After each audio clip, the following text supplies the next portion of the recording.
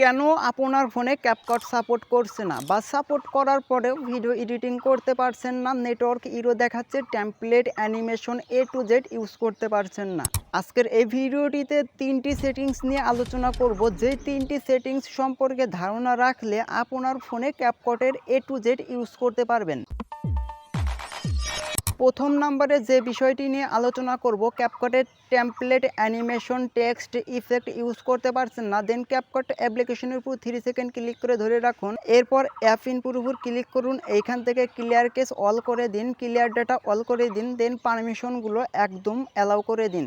এরপরেও যদি সমস্যাটি সমাধান না হয়, দ্বিতীয় যে সেটিংসটা হচ্ছে, আপনার ফোনের ক্যাপকাট অ্যাপ্লিকেশনটি ওপেন করুন, এইখান থেকে প্রোফাইল আইকনের উপর ক্লিক করুন, দেন এইখান থেকে জিমেল, ফেসবুক অথবা ফোন নাম্বার দিয়ে লগ ইন করে নিতে হবে। এরপরে কিন্তু আপনি প্রো ফিচার্স এবং animation effect transaction A to Z use করতে পারবেন।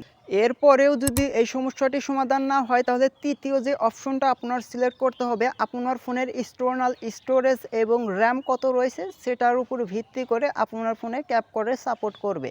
দেন আপনার ফোনের র্যাম যদি 332 অথবা 464 কিংবা 432 হয়ে থাকে, সেটার ভিত্তিতে আপনার ফোনে ক্যাপকাট সাপোর্ট করবে 15.4.0।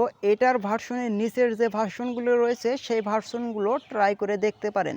একটা সাপোর্ট না করলে আরেকটা সাপোর্ট না করলে আরেকটা ইউজ করতে পারেন। আপনার ফোনের র্যাম যদি 8/128 কিংবা 6/128 কিংবা 8/256 ভেরিয়েন্টের হয়ে থাকে, তাহলে 15.5.0 ভার্সনের উপরের ভার্সনগুলো ট্রাই করে দেখতে পারেন। আশা করি এই টিউটোরিয়ালটি দেখে আপনার সমস্যাটির সমাধান হয়েছে।